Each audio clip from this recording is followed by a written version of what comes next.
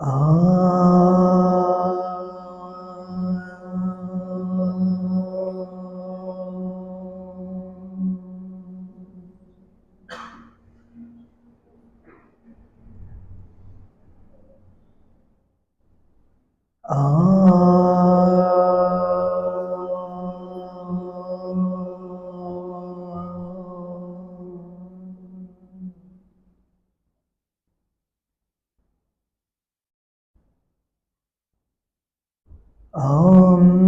Sahana Vavatu Sahano Bhunaktu Sahaviryam Karavavakai Tejasvinavaditamastu Bhavedvishavahai.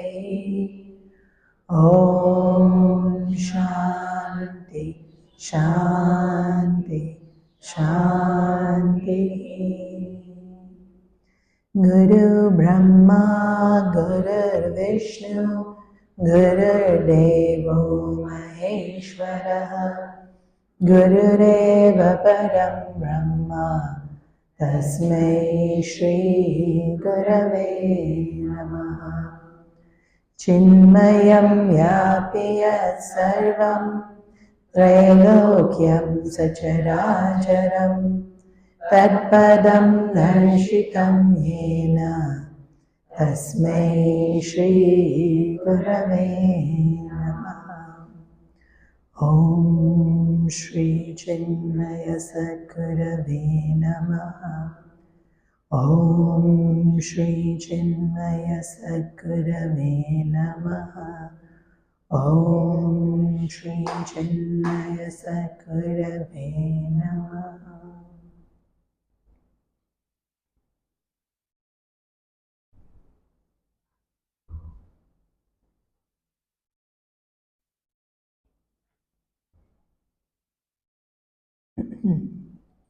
Bharat, or India, is probably the wealthiest nation we have.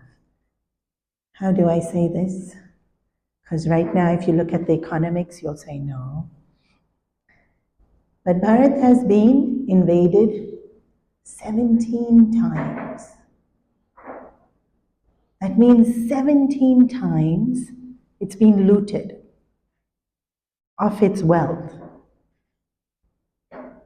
And it's still standing strong. It's still there. It still has wealth.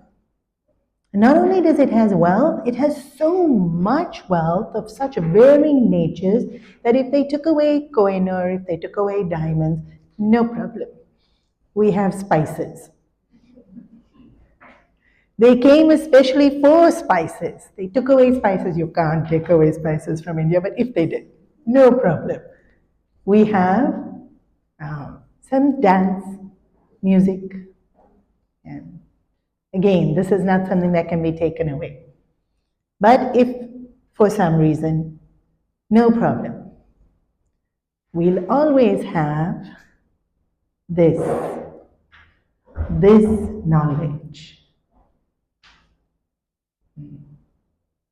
And the saints and sages of India will say that it's because of this knowledge that we, even though fallen, defeated, invaded, not destroyed, never destroyed. Because with this strength of this knowledge, we build ourselves. And the other great wealth we have is people. The wealth of people, their intelligence, their resourcefulness, their love. And we have a love for this knowledge. And we see it in the number of saints and sages that the land of Bharat has had and have even at this present moment in time. So many different great Mahatmas that we don't even know. 2/3 of them we don't know. Some few turn up on our Instagram feed. The ones who have good marketing departments. Most don't have good marketing departments, and we don't know they exist unless our punya takes us to them. Yeah. But when our hearts are yearning, Guru will appear. Speaking the language you need them to speak. Having the sense of humor you need them to have. Sometimes now it's on Zoom, but they appear. And from all these incredible great Mahatmas that have existed, there's a few that shine brighter. Just like in the night sky, all the stars twinkle, but some shine brighter. Bhagwan Ramana Maharishi is one that shines brightest. And in the last century, his impact on Sanatan Dharma has been so immense. Considering he spoke so little, his impact on our thinking has been so immense. And the respect that Advaita Vedanta has in the West has a lot to do with Maharishi Ji. One of his devotees was writing the Puranic stories on Lord Shiva, and the story is beautiful. In a forest, some of the yogis were doing so much yagna and yaga to develop siddhis. Siddhis means powers. And so this is very much like you and I. Go to school, why? Trying to become powerful. University degree to become powerful, career to become powerful, married to become powerful, have children, at least that much power we have, till they turn 8. The pursuit of power is one of the ones that we see in pretty much everyone's lives. Power over other people and even power over ourselves. Not our thinking maybe, but our body we want to have power over. So, something we can relate to, a group of people seeking power. Yeah, that's all of us. So these yogis got lost in the idea of more power, more power, more power. And this is, again, something we can relate to, because the minute we have something, we want more of it. You have good food, you want more good food. You have a comfortable house, you want more comforts. And you have sunshine, you want more sunshine. Why did it rain now? Greed is something we think we don't have, but this constant wanting more of what we do have is nothing but greed. Yeah.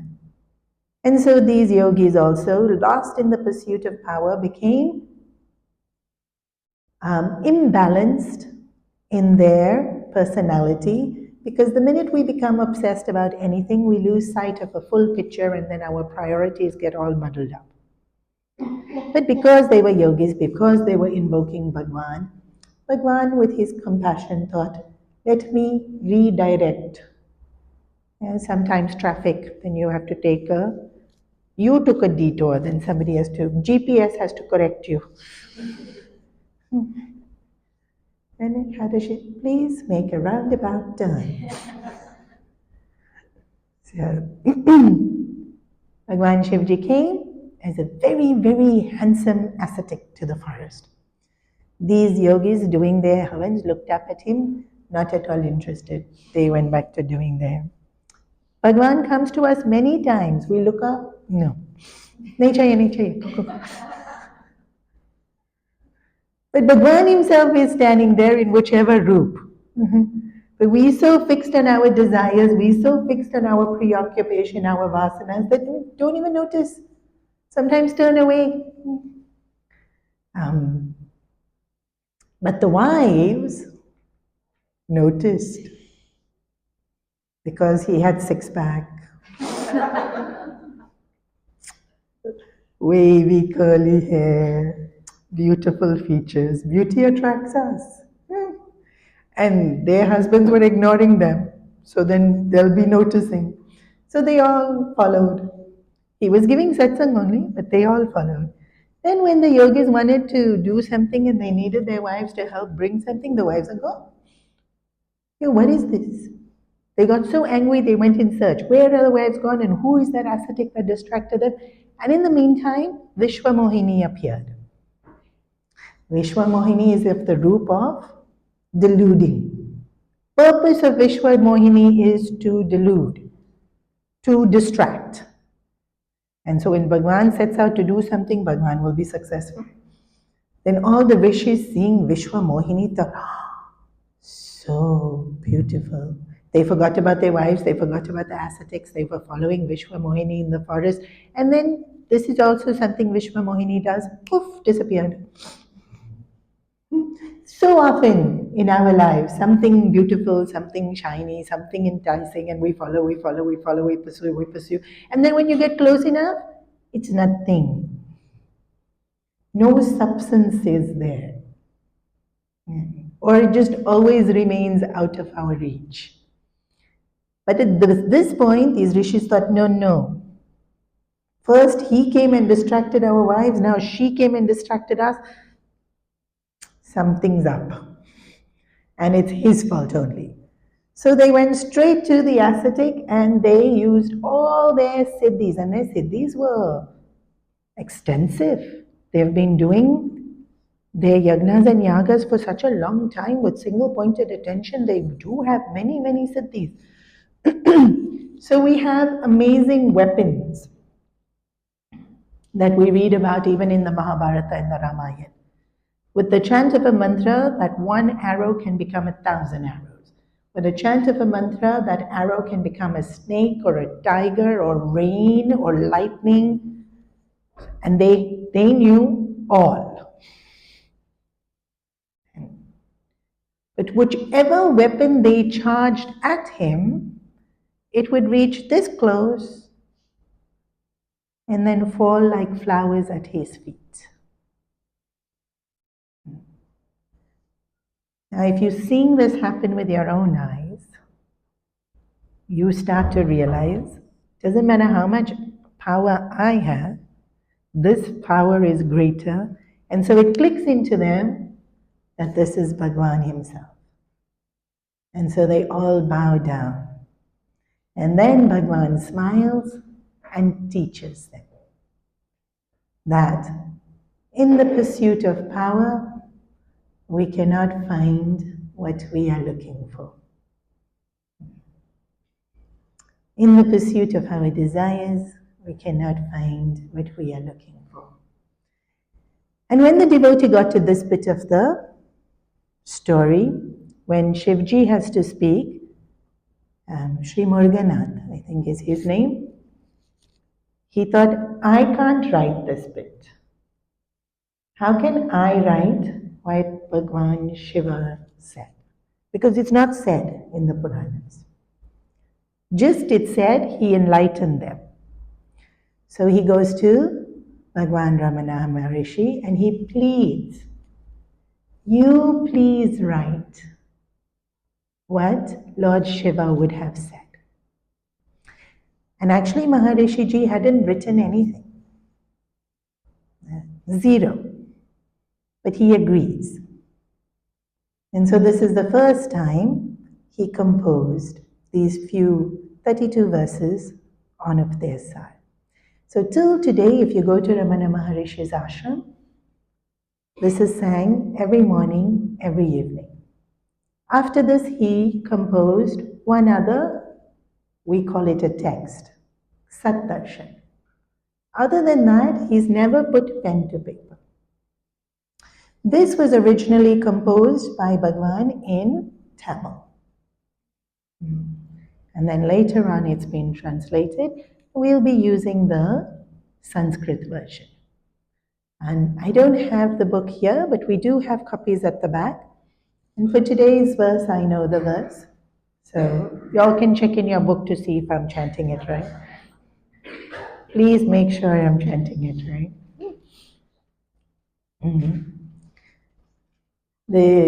When Lord Shiva is teaching these yogis, you must understand that they are already very learned. And so, what instruction is given is very indicative, is the word in English, but it doesn't have the same flavor as ishara in Hindi. That's ishara, right? Like that in English doesn't sound like indicative because, but if I do that and you know me well, it can mean volume. So his verses are very short, very concise for someone who already knows a lot. We will reflect on them over these 3 days, only the first section on Karma Yoga. Now, in the Bhagavad Gita, chapter 2, chapter 3, chapter 4, and a little bit of chapter 5 focuses on Karma Yoga. But he covers all of Karma Yoga in 3 verses. Now, if you think of how many words Maharishiji spoke in his whole life, maybe 1,000. He really didn't speak much. But when he spoke, those words are potent. So we'll invoke his grace that we can unfold the potency of those verses within our hearts. And so we'll start with Karturagyaya prapyate phalam.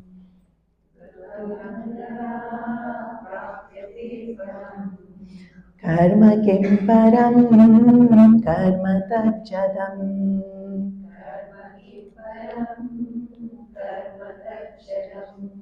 So usually Guruji uses the tune and we'll do the same verse in the next tune.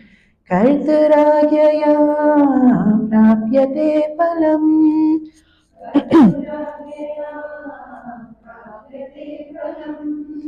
Karma kim param karma tajjadam.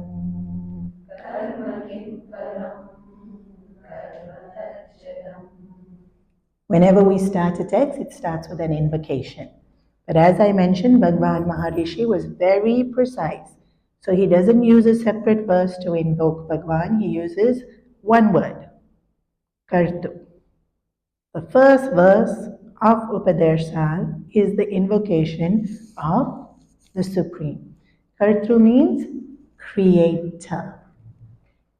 Creator is all. Creator, sustainer, destroyer. It's Ishvara principle.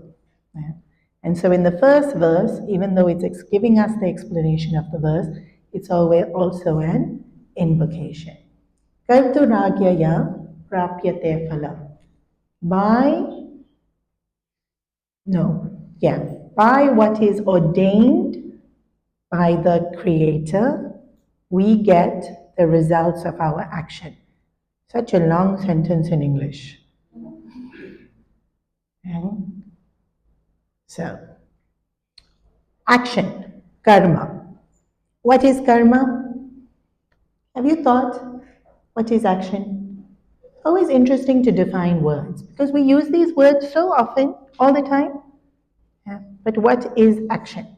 Okay, very quickly you'll have to tell me. You can't waste time because I have very little time, but you'll have to think. So tell me quickly, what is action? See. What we do? Bus, that's not a very technical definition, people. What is action? I know this look on your face. How come I don't know what is action? All day long I am acting. I complain about the way that one acts.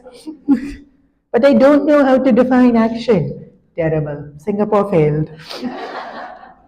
Try again. What is action? Changing your current state to another. It doesn't always change our state. Manifestation of thought. Very nice. It is a manifestation of thought. Pass. Singapore pass. But little bit less philosophical. Very nice. Effect. intention. Or, as per the dictionary, action is movement with purpose. Deliberately moving with a purpose. And so action has two components. Desire and purpose, context. So, why do you act? There'll always, always, always be a desire. And then what the action will be? To accomplish a purpose. So it's movement done with intention or deliberate, with purpose. So this movement is always to accomplish something. Even if it's itch, it's accomplishing something. Or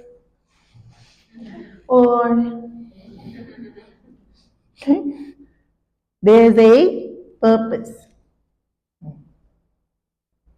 And there's also desire. So there's intentionality, which is a large part of karma yoga. What I intend from the action, what purpose I want to accomplish from the action, and the reason for doing it, the causation for doing it, is always desire. So, deliberate movement.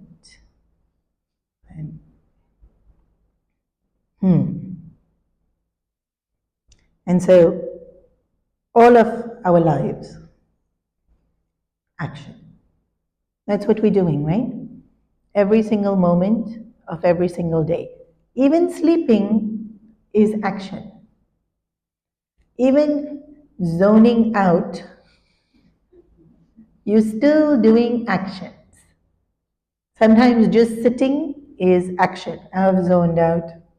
Mind is no longer thinking anything constructive whatsoever. Just humming blank. But I'm sitting, I'm breathing, and even in blanking out, there is desire of trying to rest or trying to escape.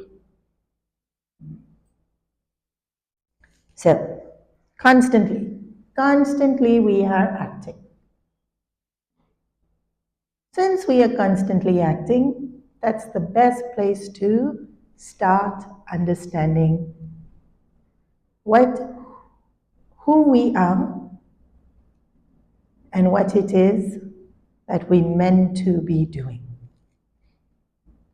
And how to act in a way that is most effective. And also, how to act in a way that will be most beneficial to me. But not only me, most beneficial to me and everyone else. So we already do this. If you see all these self-help books, you see all these management courses, seminars, our pursuit to be more efficient. It's very evident. Even in so many of our inventions, right? Gadgets are invented for us to be more efficient. So, understanding that since action is something we do, we want to do it effectively to bring about a result that is more beneficial. We want to be efficient.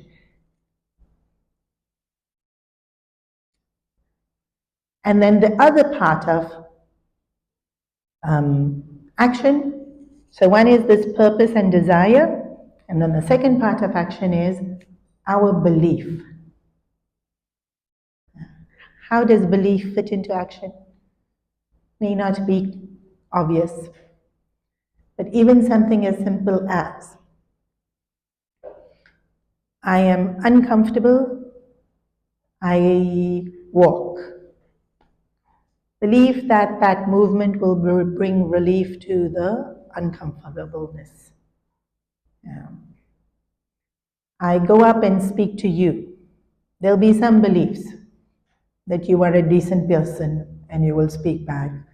You are helpful, you will be able to answer. Some belief will be there. We'll only pursue a course of action because of a belief that we have. If I'm hungry, the course of action will be to favorite restaurant. Why? Believe that I will get the food I like. Or believe that it will be economically feasible. Or healthy, whatever the belief is. And then in Vedanta, we've seen this many times. Most of the actions we do is because we believe it will give us results? Happiness.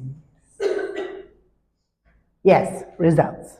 But the result I ultimately want is happiness. So go to the gym because believe that it will keep me fit, it will help me lose weight, it will release endorphins, I'll be happy. If I think, no, gym will make me more miserable because I'll go there and see all skinny people who don't need to exercise are exercising, I'm not going to go. That's also belief. Belief that because I understand my frame of mind, and then the not acting is also based on a belief. So action is based on purpose and desire, and the second aspect of action is based on belief. So we only act when we believe it is something that will bring us what we want and make us happy. Or when we believe it's something we have to do out of duty or out of obligation, out of the laws of the country, have to. So we do it. If we believe we can get away with doing it, we won't do it. Belief is such a huge component of how we act and why we act. So let's look at our belief system around action. One of the assumptions we make is when we act, we'll get the result. Yes? Do we believe this? Do we have reason to believe this? Past experiences. Is it always true? Interesting. But we have reason to believe this. But it's not always true. So shouldn't our belief be that when we do the action, sometimes we get the result? But that's not our belief. What's our belief?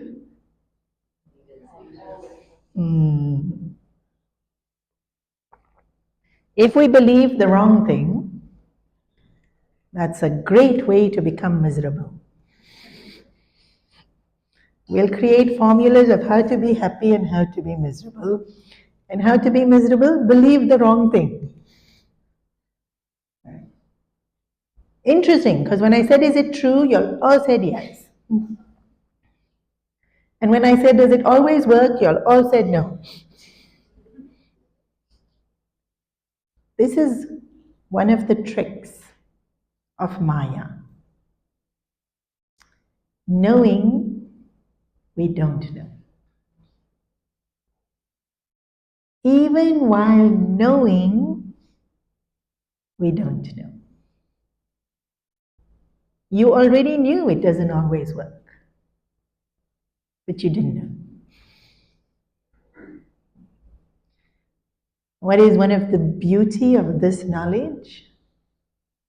Making sure we know.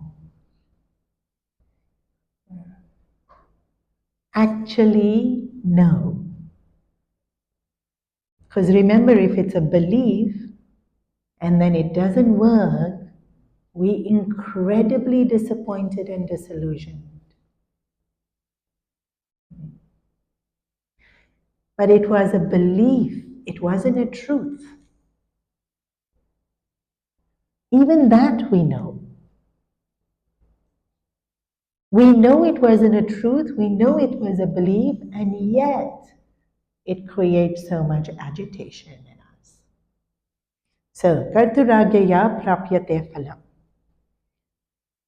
The results of our actions come to us as ordained by, you can fill in this word, Bhagwan, truth, divinity, the higher, the collective.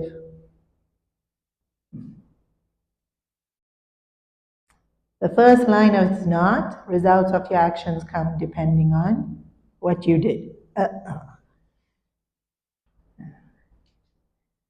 The results of your action comes based on, then this makes us angry. Because I am doing the action, and if I'm not getting the result, that means it's unfair. But that's not what the verse is saying. There's no person there determining the results of our action. Please, please, please. There's no person sitting above determining our results. What's determining our results? Laws. What laws? There's hundreds and thousands of them. Like the law of gravity, and the law of conservation, and high pressure, low pressure law, and then there's rain. And then being in the rain is, we get the result of the rain. But we didn't cause the rain, and we can't predict the rain. And so our action might be to go on picnic and have a ball, and then it rains. So the result isn't up to me. Yeah? And so we talk about circles of control. In psychology, it's given that way. In Vedanta, it's more beautifully the 3 Shantis we chant at the end of the mantras. We say Om Shanti, Shanti, Shanti. Adi Devik, Adi Bhautik, Adi Atmik. Circles of control. So, Adhyatmik is me. Yeah, the last Shanti that we chant is for my own mind. I have full and complete control of my own mind. Maybe not yet, but I have the potential to have full and complete control of my own mind. I may not be living that potential, and I don't feel I can control my mind, but I can technically control my mind 100%. So circle of control, me, my mind, mostly my body. Some things happen on the instinct base, but mostly I can control. Then, so Adi Devik, Adi Bhautik. The second circle, so the smallest circle is me. The second circle is my surroundings. Yeah? So when we say Om Shanti Shanti, then it's like there shouldn't be traffic noise, there shouldn't be construction noise, or some dog barking, mobile phones keep ringing in the class. So it's not me, it's around me. Yeah. I have some control over this. Not full control, but some control. So announcement made, please switch off your mobile phone. I have not control, you can say influence. I can influence my surroundings.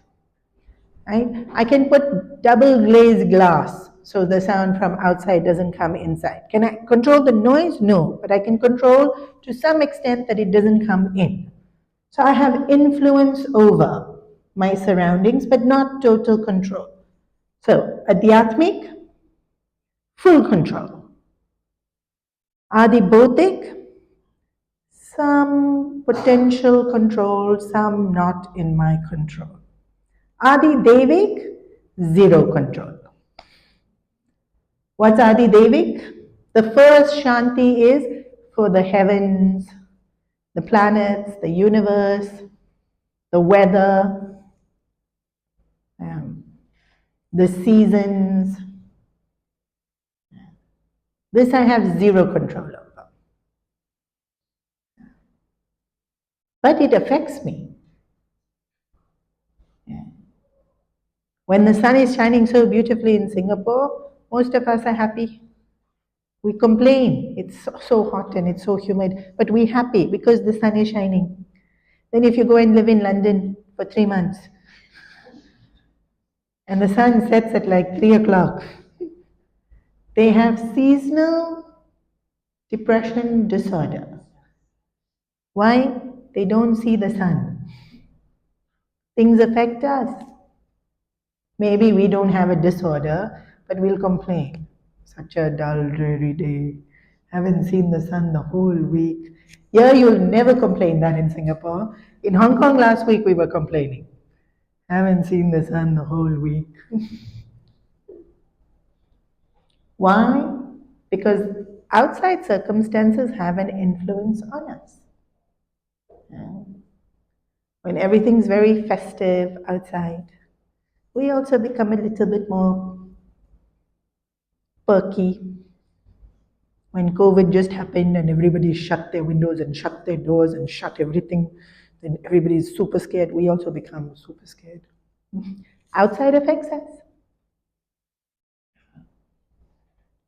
So the results of our actions, some of it is in our control. Which bit? My mind. The things that are happening outside, still some of it is in my control. Yeah. This bit I'm going to talk about a bit later, just after this. And then some of it is totally out of my control. So I do the action, and what will determine the result? All three layers put together. Adidaitic, Adibhotik, and Adhyatmic. All three layers determine the results. I cannot say I determine the result. Because anything can happen at any time to anyone. To some extent, we have to plan and assume things will go as per plan. But no, it may not. We do have to plan so that we can be more efficient. And the more and the better in our planning, the more things get done also. Because there's structure. And when there's structure, we can have the resources available. We can manage our time accordingly. We do have to plan. We just shouldn't expect that it will always go as planned. That doesn't mean we don't plan. That's why usually there's always plan B. There's a plan, but it may not go that way. Plan B, plan C, plan D. So the first line of this text is telling us, act, but the results are not in your hands. Because 2 circles of control is beyond our control. But that circle that is in our control, if that also we don't manage, then we have no control. So master the bit where we do have control. Implied, not said, but like I said, Ramana Maharishi was so effective in his communication, you're supposed to get the ishara.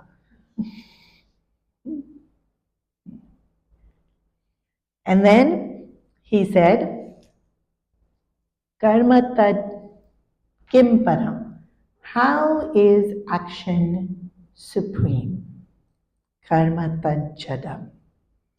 Action is inert. Jada is, like the table is jada, the mic is jada, you and I are chit swarupa. Chit means alive. Jada means inert. Karma is jada. Karma is not alive. But I'm alive and I'm doing the karma. Yes, we are alive. But the karma we do is jada. Implication of this.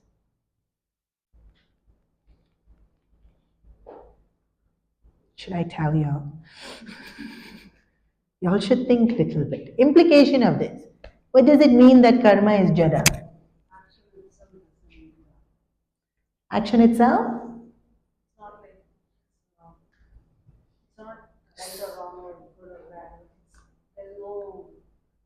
Oh, very nice. I didn't think of that. Nice. Action is not right or wrong because it's jada.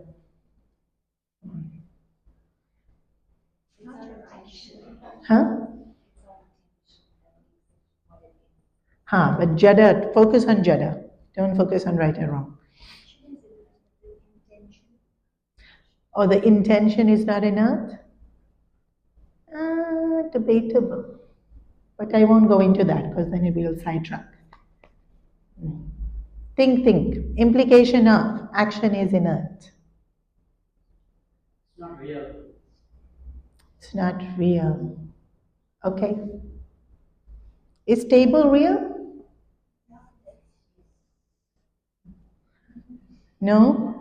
Yes? Is table real? It's not a trick question, people. You look very scared of me. I'm harmless.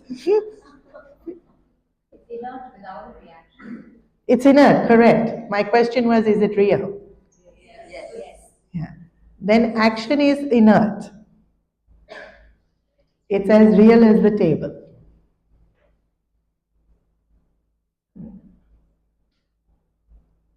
Action is not real is not incorrect to say, but it's as real as the table.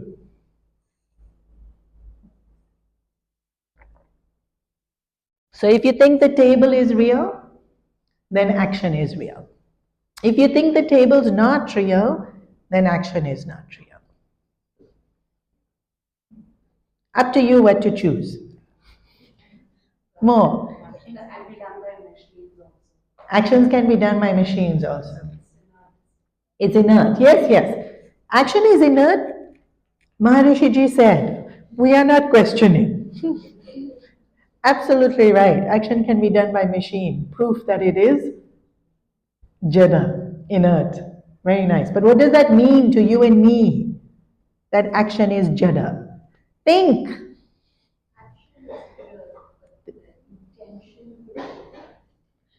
We already said that now. Think more. Action cannot exist independently. Very nice. In the commentary of Puja Guruji on Upadesa, that point is made. Very good that you arrived on it on your own. You're not thinking. Once done, it cannot be changed. Very good, that is true. I don't know if that's got to do with inert or not, but potentially it can. Yes. Action has a reaction. It does. But does it have a reaction because it's jada? Because it's inert?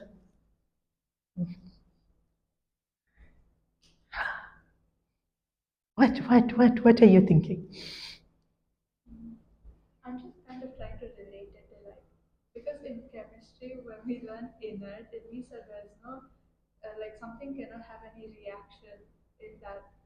The action cannot have a reaction because it's inert. Very good. That's nice to know. The action cannot have a reaction. Which is why the reaction is not given by the action, but by. Very nice. Good. If the action is inert, then there is no action. There is doer, but the action is inert. Means, why are we doing the action? And ultimate desire is? Can inertness give us happiness? Huh.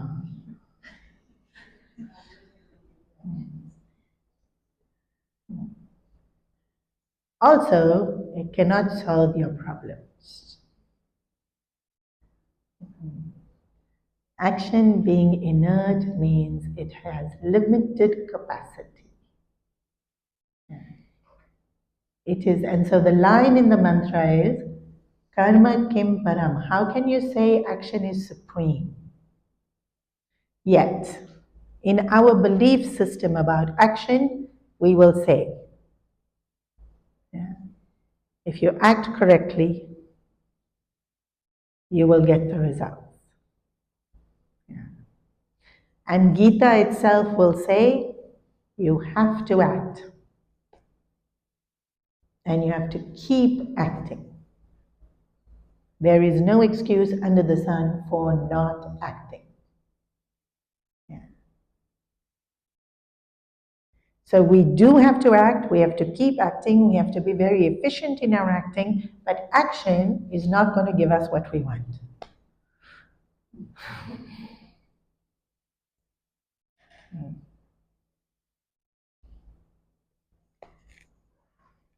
Action is not supreme.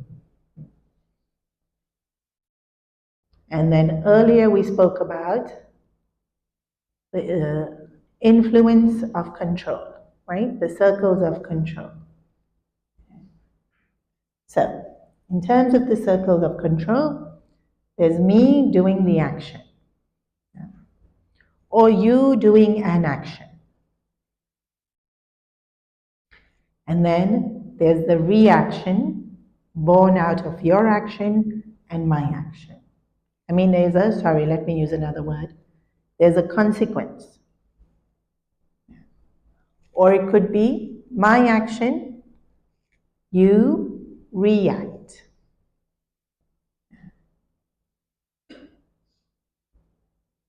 My action, there's a consequence, and I react.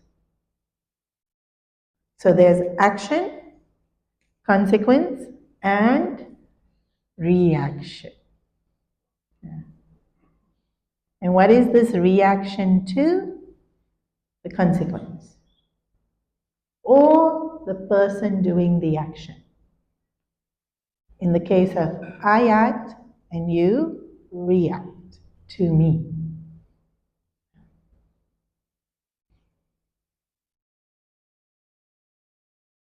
Do I have full control over action?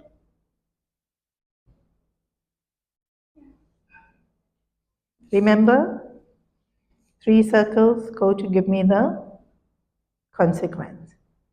Do I have full control over the reaction? Think, think, think, think. Action, consequence. Actually, and then reaction. Do I have full control of doing the action?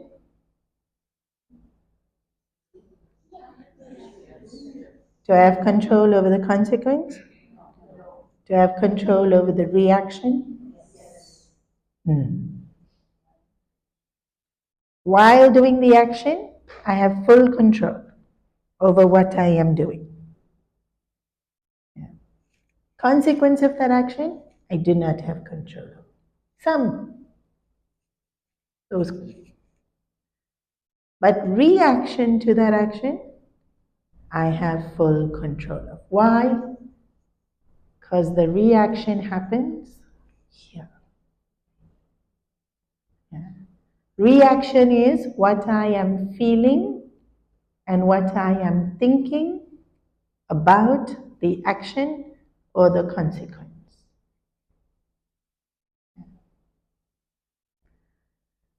So, is karma supreme? So much of what we do, okay, let me phrase it a different way. How much of what we do is action? And how much of what we do is reaction?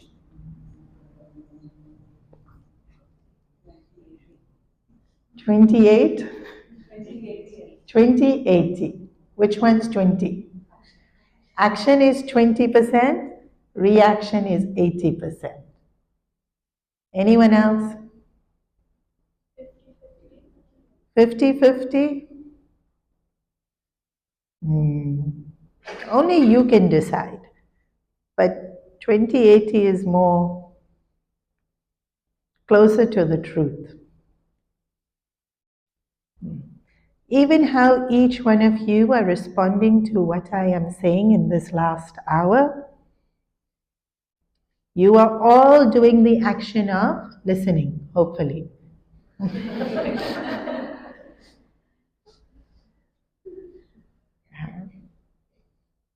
But the response or the reaction to what I'm saying will be different. Some may be enjoying, some may not be enjoying. Some may be complaining why she's asking so many questions. Yeah. And some secretly might be singing their favorite song in their head.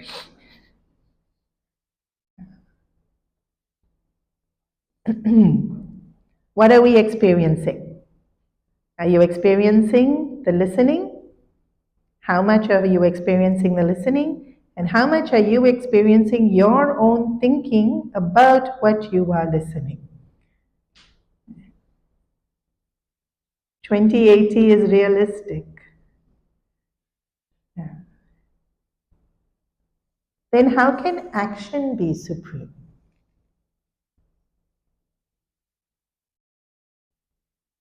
It's not the action that's supreme, although our thoughts are also actions. But it's our reactions that we are experiencing more than even the actions. And we're doing the action only so we can get a particular result, and we don't have any control over the result, we have only control over the action. How can action be supreme? So what's the point of acting?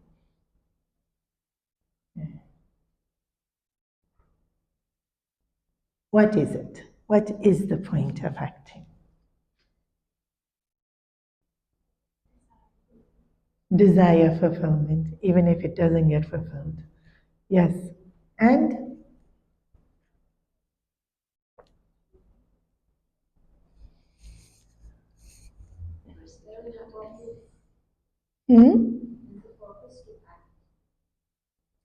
there's no choice. You have to act. There's choice in how you act and what you do, but there's no choice in acting.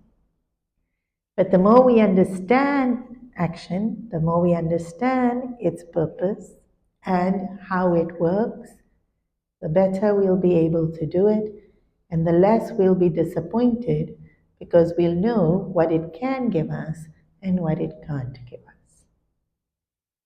It's like breathing. We got no choice. We have to breathe.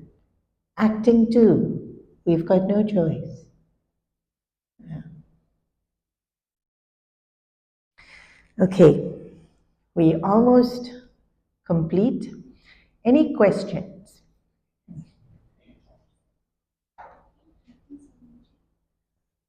Oh, today's not 1 hour. I need to look at the flyers. Morning class was 1 hour. Did y'all change it? No, this was always 1.5 hours. Okay. Any questions? Yes. Are crimes always reactions? Are crimes always reactions? No, they can be actions. I can very deliberately do a theft or a fraud in taxation or with full intention.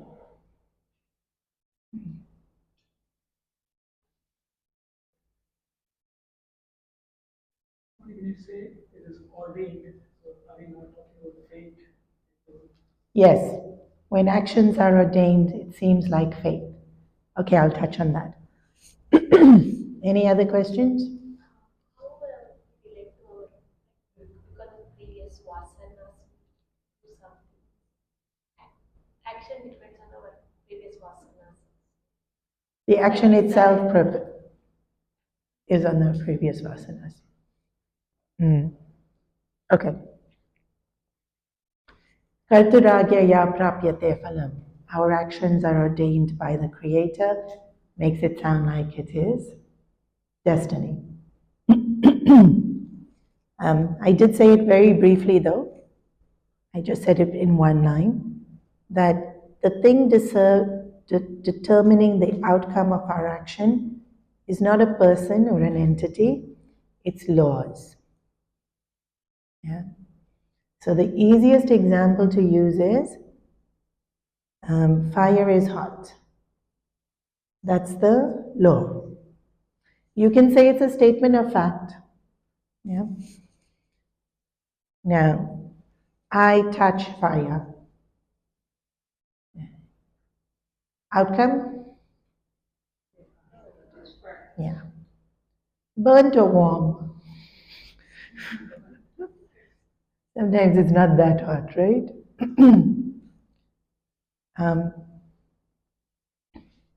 Was being burnt my destiny?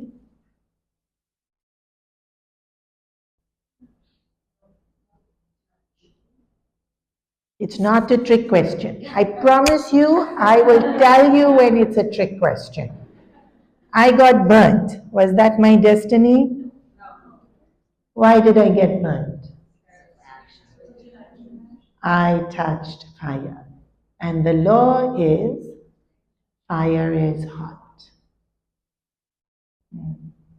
Since the law is fire is hot, I should understand it will burn. The law isn't you will get burnt. The law is fire is hot. Does destiny play any place in this? Yes. Yes. What place does destiny play? After I touch the fire, it is now my destiny to burn. That's what you're saying? Before I touch the fire. I know the fire will burn. Some of us know. But I still. If I know the fire is going to burn me and I still touch the fire, then my destiny is to burn. Not all of us know. In this example, all of us know fire is hot. But there's so many laws, not all of us will know. Even here, fire is hot. My sweet Shishuvihar kids don't know. My 2-year-old Shishuvihar kids they will try and catch it.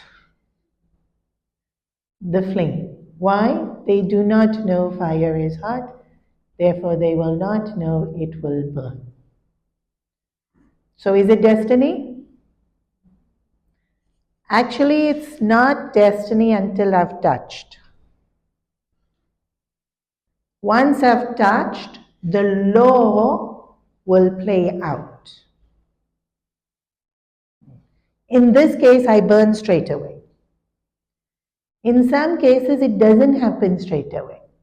For example, I eat one full slab of chocolate every day. Because chocolate makes me happy. The result of that action will be sugar will spike. Accumulated over a period of time, it could lead to insulin resistant or whatever. Some you will go straight to weight. But it won't happen straight away. Am I destined for that to happen? From the moment I chose to eat it every day. But I don't get the result straight away. Yeah. But am I destined from birth that that will happen? No. Only after I've done the action. Yeah. Destiny assumes I have no choice in how I act. This bit's not true. I have choice in how I act. Because remember when I said, do I have full control over the action? All of y'all said, yes. Once the action is done, I now no longer have choice. Now you can call it destiny. But I had full choice before I did the action. Yeah. And then let's say I do the action. Now I no longer have choice in the result. And after eating one full bar of chocolate every day for a whole year, now I have to deal with the consequences of weight and health. Now again, I have full choice in my reaction. Destiny assumes I have no choice. But in out of three of the things, I have choice in two.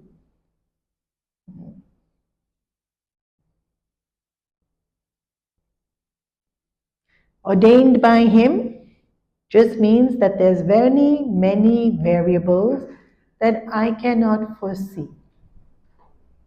Yeah. Like I may genuinely be trying to help you, but I don't know exactly what you are thinking, what you have gone through. I don't know the technique that is required to be able to be effective in my speaking. So genuine intention to help, but what comes out? You dislike me intensely and turn around and walk in the other direction every time you see me.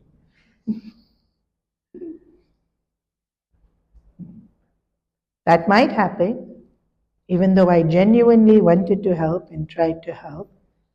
Yeah. We don't get the consequence. Why? So many things I don't know.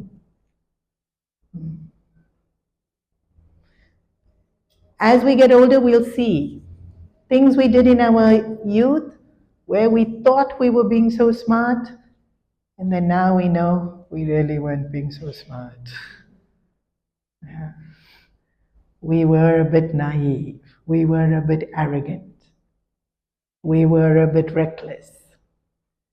In hindsight, we can see it. At that time, we couldn't see it. So is it destiny? Yes.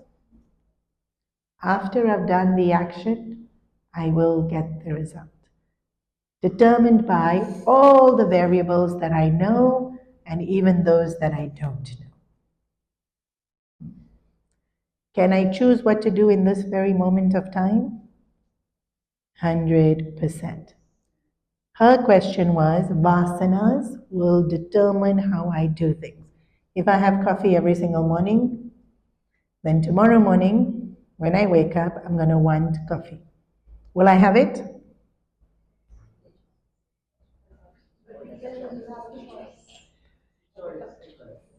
90% I'll have it.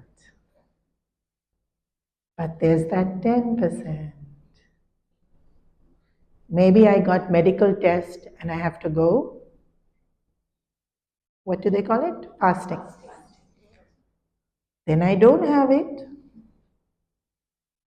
Because I consciously choose not to have it knowing I have to go for the blood test. I cannot have it, right? That's also a choice. Will I be cranky? That's a reaction. Reaction. Being cranky is reaction. Not having the coffee is action. Reaction is cranky. Both I have choice of. If I feel a bit sleepy, consequence, that I might not have much choice over. Yeah? Because it's consequence of the body being used to that stimulation. Yeah? But even the reaction to feeling sleepy, I have choice over. I have so much choice. So, will my vasanas determine what I'll do? Most of the time. But at any given point in time, once my mind is strong, I can change. You all know as well as me people who have turned vegetarian overnight, people who have stopped smoking overnight, or other big changes, habits that they've changed. These people that join the 4 a.m. club. No, there's a 4 a.m. club. 5 a.m. club is very last year. There's a 4 a.m. club. It's a WhatsApp group of everybody who decides they're going to wake up from 4 a.m. now onwards. You're laughing. So there are people who used to wake up at 10:30, 11 who now have joined this 4 a.m. club. Decided. Vasana was one way, but we can change. We can fight our vasanas. Answered? Answered? Yeah. But fire is hot part. Accidents, how do we say they know the fire is hot, but unknown we say Sari gets caught. That's the thing, it's unknowing. Yeah. Sometimes it's carelessness. I know, but I don't know. I've done that so many times. I know, but I don't know. Like the lamp is there, I know it will burn if I go close to it. And then you forget, and then you go close, and then, yes, sari gets burnt. So the law will work. You're saying the law should forgive me if I don't know? Gravity can't say, Bichara didn't know. No, in the laws you don't have choice. Once you go near fire and if it burns you, you have no choice. Going near the fire was a choice. But once you're next to it and it's burning, no choice. I chose to go near. Laws are working. It doesn't matter if it was accident or not accident. Law will work. It's easy to understand this. Law will work. We're constantly dropping our phone, our water bottle. But gravity will work every time. None of us mean to drop our phones. Usually some carelessness. It will fall every single time because the law of gravity works. Like this, there's so many laws which are all governing the reactions that are coming to us. Okay. But even in the accident, we have the choice in the reaction. Yes, once we've done it and it was an accident, we didn't mean to, I didn't know, oops, I wish I hadn't, I have choice in the reaction. Yes. Does it make sense that if you want to control your reaction, then don't act at all? Like, for example... How can you not act at all? I made it very clear you cannot stop acting, just like you cannot stop breathing. Like certain actions, certain actions you can stop, like coffee. No, not coffee. Sorry, I'm teasing. So if you know that, say, going to work will cause stress and that's a reaction, so then actually... Oh, I don't know if that's a good reason. I don't know about that example. No. Okay, so let me just repeat what you said. You know it's going to cause a reaction. You didn't say consequence. Reaction like stress or... Correct. Can I control reaction? So going to work has the reaction of me getting stressed. Reaction I can control. Why should I stop working? Just control reaction. Yeah. It's very good for us to continuously be productive. Increase our efficiency, live up to our potential. Otherwise, evolution doesn't happen. And scriptures are constantly saying, challenge yourself, because otherwise life becomes too challenging. The less you want life to challenge you, then you challenge yourself. But we don't know that. Unfortunately, we look for comfort, ease. Yeah. Okay, I'm just going to conclude by talking a little bit more on this action and reaction, the circles of control. Adhyatmic, my thoughts, my mind, I can control, which is also my reaction. However, many of us don't feel we have that control. Again, it's that knowing but not knowing. Right? So you and I are talking to each other, and then just in passing you say something, not intending anything. Maybe you bring up a memory of somebody that we all knew together, but I really dislike this person that you have now brought up, and you know I dislike them, and how dare you bring them up, is reaction. And then so often you will say to me, why are you getting angry? And my reaction, my reply will be, you brought up that person. How do you expect me not to get angry? We do this all the time. Any family holiday, this is what plays out in varying scenarios. Why am I upset? Because you did this, this, this. You said this, this, this.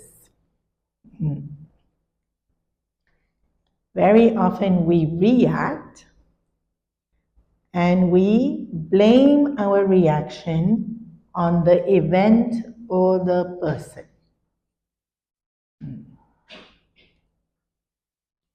The minute we do that, that reaction also becomes not in our control. Now who's in control of that reaction?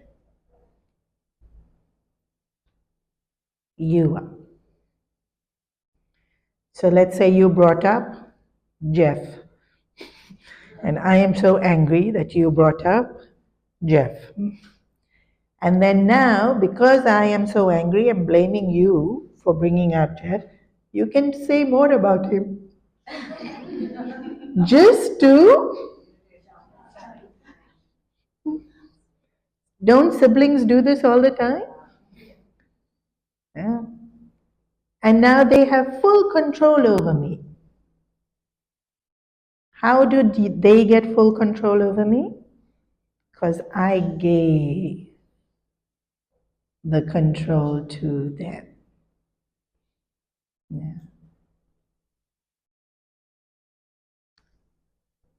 When we react, we are giving away control. So,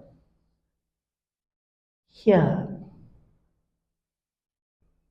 action is not supreme, but it's stronger than reaction. It's more empowering to act than to react.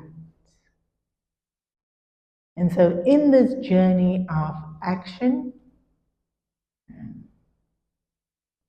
move away from reaction to action.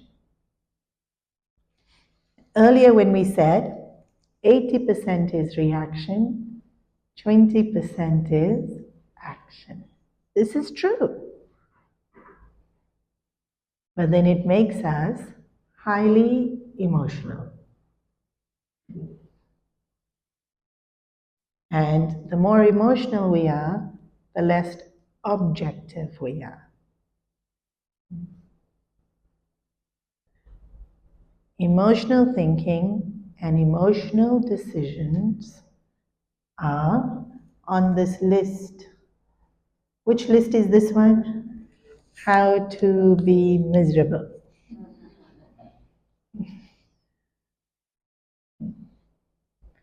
The more we react, the more we give our control away to other people, the more we will be miserable.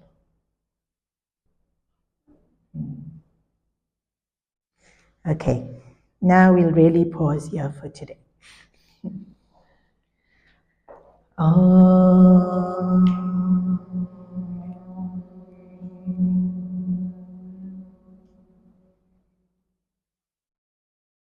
Sarve bhavantu sukhinah, sarve santu niramaya, sarve bhadrani pashyantu, ma kaschid dukha bhag bhavet, asato ma satgamaya, tamaso ma jyotirgamaya, Mrityorma Gamaya.